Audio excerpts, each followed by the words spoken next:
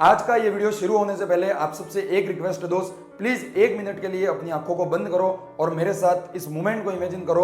आज से 3 महीने बाद नीट का एग्जाम होगा और नीट का एग्जाम होने के 1 महीने बाद जून में जब नीट का रिजल्ट आने वाला होगा, एक कंप्यूटर की स्क्रीन या मोबाइल की स्क्रीन तुम्हारे सामने खुली होगी। पास में तुम्हारे पेरेंट्स खड़े होंगे जिनको तुमसे बहुत उम्मीदें थी, ठीक है, जिनको तुमसे बहुत उम्मीदें थी, वो इंतजार कर रहे होंगे उनके सपने सच होने का, उनके बेटे या बेटी को डॉक्टर बनते हुए देखने का। और तुम कंप्यूटर की स्क्रीन में नीट का रिजल्ट आउट होते ही अपना रोल नंबर भरोगे, अपनी डिटेल फिल करोगे और जैसे ही रिजल्ट खुलेगा तुम्हारे सामने वो रैंक, वो मार्क्स लिखे हुए आ जाएंगे जहां तुम्हें तुम्हारी ड्रीम मेडिकल कॉलेज या किसी गवर्नमेंट मेडिकल कॉलेज में सिलेक्शन मिल रहा होगा। इमेजिन करो उस मोमेंट को, जब तुम्हारे पेरेंट्स को ये रिजल्ट देखकर जो खुशी होगी, उस खुशी को इमेजिन करो। उनकी आंखों में खुशी के जो आंसू होंगे उसको इमेजिन करो। और जब उनके सपने पूरे होते हुए देखकर तुम्हें जो अंदर से प्राउड फील होगा, उस प्राउड को इमेजिन करो। और अब खोलो तुम्हारी आंखें और ये तब होगा दोस्त जब ये जो समय बचा है उसमें तुम अपनी जान लगा दोगे। और एक चीज जो आपके स्क्रीन के सामने लिखी है उसको पढ़ लो आप एक बार, कि सपने सच होते हैं, मेहनत करने से सब कुछ संभव है दोस्त। और ये चीज मैं कर चुका हूं और आज की ये वीडियो में मैं तुम्हें यही बताऊंगा दोस्त की 198 मार्क्स यानी कि 198 मार्क्स आए थे जब मैंने अपना पहला मॉक टेस्ट दिया था। और मैंने कभी ये नहीं सोचा था कि यहां से मैं 600 से ज्यादा नंबर लाकर नीट में सेलेक्ट हो पाऊंगा, जेई मेंस में सेलेक्ट हो पाऊंगा, एमबीबीएस कर पाऊंगा, डॉक्टर बन पाऊंगा और मेरे पेरेंट्स का सपना पूरा कर पाऊंगा। पर किया, और किया कैसे? एक ही चीज, मेहनत करने से।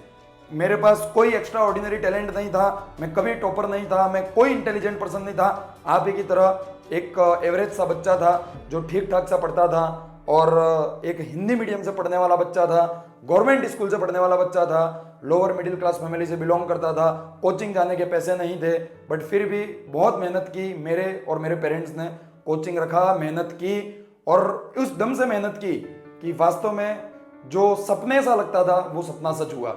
और मैं जी रहा हूँ वो जिंदगी जो मैं एक बार सपने में देखा करता था कि काश मेरा नीट और जेई में सिलेक्शन हो जाए। और अगर तुम भी चाहते हो अपना और अपने पेरेंट्स का सपना पूरा करना, नीट में सिलेक्शन होना, तो दोस्त इतना आसान तो नहीं है ये। पर क्या मुश्किल है? मुश्किल भी नहीं है। मेहनत करने से सब संभव है। अगर तुम अगले 3 महीने अपनी जी जान लगाकर पूरी मेहनत कर सकते हो तो हर चीज संभव है, ये बात ध्यान रखना। और इतना आसान नहीं है करना, क्योंकि 25 से 30 लाख बच्चे इस साल भी नीट का एग्जाम देंगे और केवल टॉप 1 to 2% को अपना ड्रीम मेडिकल कॉलेज या गवर्नमेंट मेडिकल कॉलेज मिलेगा और अपने सपने पूरे कर पाएंगे। अगर तुम्हें उन टॉप 1% में आना है तो उस लायक बनो। एक बार तुम उस लायक बनो कि वास्तव में तुम 99% लोगों को पीछे छोड़कर क्या टॉप 1% में आने के लायक हो या नहीं। और वो कब बन सकते हो? मेहनत कर कर। जब तुम अपना हार्डवर्क करोगे, मेहनत करोगे और वास्तव में उस मेहनत को वो भगवान देखेगा, तब वो सोचेगा कि वास्तव में सीट के वो लायक है और वो सीट तुम्हें मिलेगी। इस बात की गारंटी मैं लेता हूं, पर तुम्हें करना होगा। और आज मैं मेरी जो अंतिम 3 महीनों की जो स्टोरी थी वो सुनाकर तुम्हें वो विश्वास दिलाना चाहता हूं कि मेहनत कैसे होती है। तुम्हें ये बताना चाहता हूं कि मेहनत कैसे होती है, मैंने कैसे की थी और ये सब चीजें अचीव की, और आज भी किस तरीके से मेहनत करता हूं और तुम्हारे सामने खड़ा हूं। मेरे लास्ट 3 महीनों की क्या स्टोरी थी मैं तुम्हें बताऊंगा दोस्त। और तुम क्यों सुनोगे मुझे? अगर ये जवाब चाहते हो तो मैं तुम्हें सबसे पहले मेरा इंट्रोडक्शन दे दूं। Hello everyone, I am Sudhanshu, currently 3rd year MBBS student at government medical college. 2023 में मैंने नीट और जेई मेंस दोनों ही एग्जाम को बहुत बेहतरीन रैंक के साथ क्रैक किया है और पिछले 3 सालों से नीट के कई बच्चों को इसी तरीके से गाइड कर रहा हूं और अपने गाइडेंस में बच्चों को गवर्नमेंट मेडिकल कॉलेज तक पहुंचाया है। मेरे खुद के ऐप पर मेंटरशिप देकर 200-300 नंबर से बच्चों को 2-3 महीनों में 600-650 तक पहुंचाया है। उन्हें मेहनत करना सिखाया है, उन्हें सही डायरेक्शन में मेहनत करना सिखाया है और उनको उनके सपने तक पहुंचाया है। और अब बारी तुम्हारी है। और बिना किसी देरी के मैं इस वीडियो को, इस स्टोरी को शुरू करता हूं। उससे पहले आपसे एक रिक्वेस्ट है कि अगर ये वीडियो आपको अच्छा लगे, ये स्टोरी आपको हेल्पफुल लगे और अगर आपको यूं लगे कि इस स्टोरी को सुनने के बाद हमारे जीवन में कुछ परिवर्तन आया है, हमारे अंदर कुछ परिवर्तन आया है, तो वो सपोर्ट, वो प्यार, वो धन्यवाद आप मुझे कमेंट बॉक्स में दे। अपने इस वीडियो को लाइक कर दे और इस चैनल को सब्सक्राइब कर कर मेरे साथ आगे जुड़े रहे। और एक वादा मैं तुमसे करना चाहूंगा इस वीडियो को शुरू करने से पहले, और वो है कि सेल्फ कॉन्फिडेंस बहुत जरूरी होता है। और अगर तुम्हारे अंदर है सेल्फ कॉन्फिडेंस और अगर तुम चाहते हो डॉक्टर बनना, तो एक बार कमेंट सेक्शन के आगे, एक बार कमेंट सेक्शन में अपने नाम के आगे जितने भी लोग इस वीडियो को देख रहे हैं वो डॉक्टर लिख के जरूर जाना। क्योंकि जब तुम लिखते हो तो वो तुम्हारे माइंड में हमेशा रहता है कि मुझे ये करना है, और वो चीज तुम्हें हमेशा मोटिवेट करती रहती है। तो बिना किसी देरी के हम आज का ये जो वीडियो है वो शुरू करते हैं। तो हम बात करें 2023 की, तो यही जनवरी फरवरी के आसपास का समय था। लगभग सिलेबस मेरा खत्म हो चुका था, कुछ चीजें बची थी वो मैं कोचिंग में जाके खत्म कर रहा था। और ऐसा चल रहा था कि टेस्ट में कभी अच्छे नंबर आ रहे हैं, कभी खराब आ रहे हैं, कभी मोटिवेट हो रहे हैं, कभी डीमोटिवेट हो रहे हैं, और दिन रात पागलों की तरह मैंने मेहनत की थी। दोस्त, मैं आपको मेरा शेड्यूल बताता हूँ। सुबह 7 बजे मैं उठता था, सुबह 7 से लेकर 1 बजे तक मैं कोचिंग में जाता था, 1-1:30 बजे तक मैं कोचिंग में जाता था। वहां से सीधा मैं खाना खाने भी नहीं जाता था कि टाइम वेस्ट ना हो जाए। वहां से सीधा मैं लाइब्रेरी चला जाता था। रास्ते में कुछ भी नाश्ता वास्ता कर लिया, मैं सीधा लाइब्रेरी जाता था, क्योंकि वो भूत सवार था सर पर कि यार दोस्त सिलेक्शन लेना है, कुछ भी हो जाए इस साल मुझे वो सपने पूरे करने हैं जो सपने मेरे पेरेंट्स ने देखे हैं। उस समय मुझे ये पता था कि मेरे सिलेक्शन की जरूरत जितनी मुझे है उससे कई गुना ज्यादा मेरे पेरेंट्स को है, और इसीलिए मैं चाहता था कि यार कुछ भी हो जाए इस साल तो ये सिलेक्शन लेके रहना है। ना मुझे तब भूख लगती थी, ना मुझे उन 3 महीनों में नींद आती थी। मैं सीधा लाइब्रेरी जाता था, लाइब्रेरी जाते ही जो क्लास में पढ़ाया उसको तुरंत रिवाइज करता था, और फटाफट रिवाइज कर मेरा एक टारगेट होता था कि चल सुधांशु भाई, उठा अपना एमसीक्यू की बुक, उठा अपना कोचिंग का मॉड्यूल, उठा अपने प्रीवियस ईयर की किताब, उठा अपनी एनसीईआरटी और काम शुरू कर दे। और बहुत ज्यादा प्रैक्टिस करता था, रोज एक पेपर सोल्व करता था, और कुछ समय बाद तो ये कंडीशन आ गई थी कि 2-2, 3-3 पेपर सोल्व करने लग गया था। और जैसे ही मेरा सिलेबस खत्म होता था उसके बाद ये शेड्यूल एक बहुत ही अलग शेड्यूल में बदल गया था, जो आज की इस वीडियो में तुमको बताने वाला हूं। और उन 2-2.5 महीनों में मैंने जो मेहनत की, वो मेहनत आज दिन तक अनबीटेबल है। उतनी मेहनत मैं जीवन में कभी नहीं कर पाया। वो क्या तो जोश था मेरे अंदर, वो क्या तो मोटिवेशन था, मैं आज दिन तक नहीं जान पाया। पर वो जो मेहनत की थी वो बहुत ही अनबीटेबल मेहनत थी दोस्त। सुबह 7 बजे मैं उठता था, उठते ही सबसे पहले 1-2 घंटे पूरी फिजिक्स केमिस्ट्री बायोलॉजी के रिवीजन कर लेता था शॉर्ट नोट्स के थ्रू।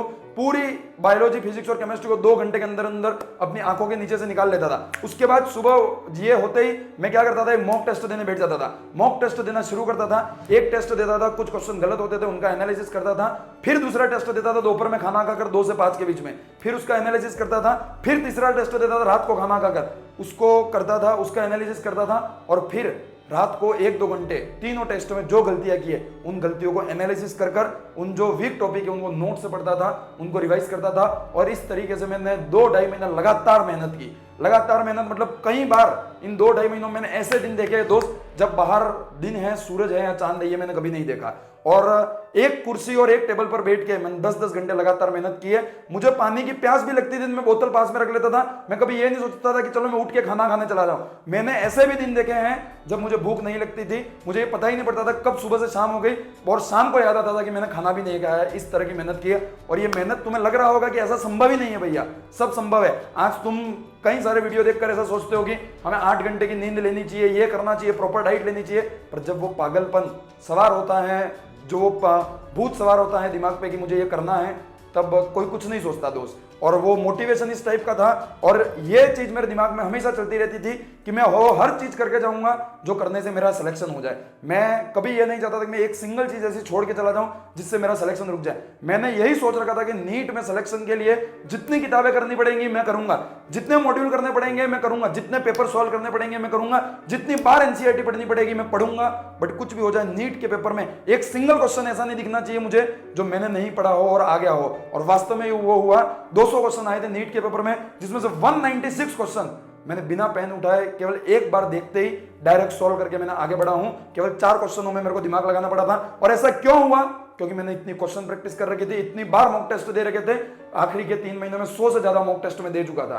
तो वो सारे क्वेश्चन उन्हीं मॉक टेस्ट में से आते थे, और जब उन्हीं मॉक टेस्ट में से क्वेश्चन आए तो मैं फटाफट सॉल्व करता गया। और मैंने ऐसे कई दिन देखे दोस्त जब बाहर न सूरज न चांद देखते हुए मैंने मेहनत की है। और मैं जानता हूं तुम्हें इन चीजों पर विश्वास नहीं होगा। कुछ हेटर्स है वो कमेंट बॉक्स में ये भी लिख के जाएंगे कि आप झूठ बोल रहे हो, मजाक कर रहे हो। बट किसी दिन मौका मिलेगा तो मेरे पापा कुछ समय मेरे साथ रहते थे, मैं उनको मेरे साथ लाकर आपसे बात करवाऊंगा और बताऊंगा कि वास्तव में मैंने ये काम किया था या नहीं किया था। वो मेरे साथ रहते थे, मुझे भूख लगती थी तो खाना वो ला कर देते थे, मुझे अगर चाय पीने का मन करता था तो वो ला के देते थे। बट उनका भी एक ही लक्ष्य था कि तू इस चेयर से उठेगा नहीं, और मेरा भी एक ही लक्ष्य था कि मैं इस चेयर से नहीं उठूंगा।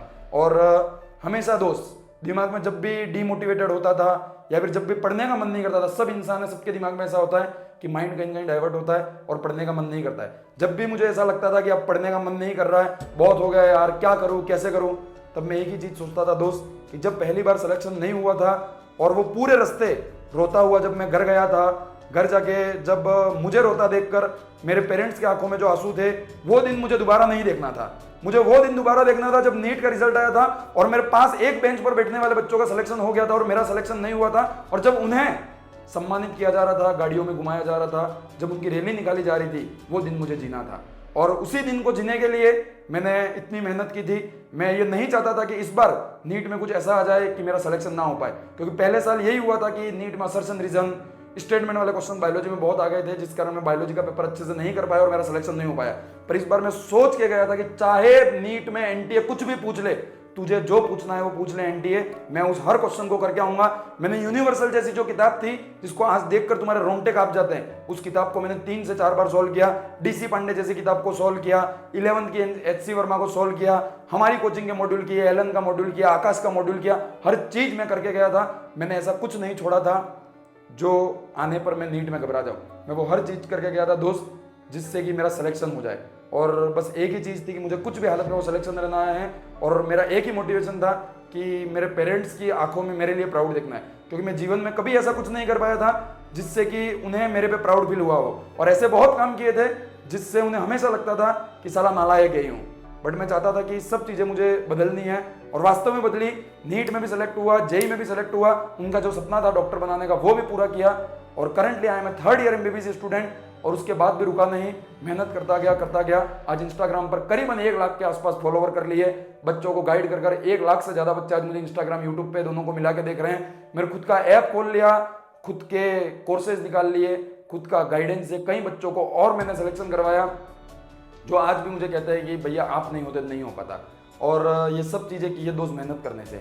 मैं फिर एक ही बात कहूँगा, मेहनत करने से हर चीज़ संभव है, और मेहनत कभी मत रोकना दोस्त। 100% सिलेक्शन होगा ही होगा। हिंदी मीडियम से पढ़ा हुआ था, गवर्नमेंट स्कूल से पढ़ा था, और वहाँ से MBBS कर रहा हूँ आज, तो कुछ न कुछ तो किया होगा। और वास्तव में करना क्या है इस आखिरी के टाइम में मैं बता दूं दोस्त, बायो, इनऑर्गेनिक और ऑर्गेनिक में इन आखिरी के 3 महीनों में एनसीईआरटी के सारे क्वेश्चन को और PYQ को रट लो बिल्कुल एज इट इज, और फिजिक्स और फिजिकल केमिस्ट्री में पूरे नोट्स को और फॉर्मूलास को अच्छे से याद कर सारे प्रीवियस ईयर क्वेश्चन को कर लो। यही आएगा नीट के एग्जाम में, ये बात मान के चलो। इसके अलावा किसी चीज के पीछे टाइम वेस्ट मत करो, और अगर तुम्हारा अच्छा स्कोर आ रहा है, मैं कहूंगा रोज 1 या 2 मॉक टेस्ट जरूर देना, और जो गलतियां उनको एनालिसिस करो, और वो मेहनत करो दोस्त कि नीट का जिस दिन पेपर हो उस दिन ये रिग्रेट नहीं होना चाहिए, मैंने अपना 100% नहीं दिया। मैं जानता हूं तुम में से कई लोग हैं जो पूरे साल अच्छे से तैयारी नहीं कर पाए, आज उन्हें रिग्रेट हो रहा है कि क्यों नहीं की।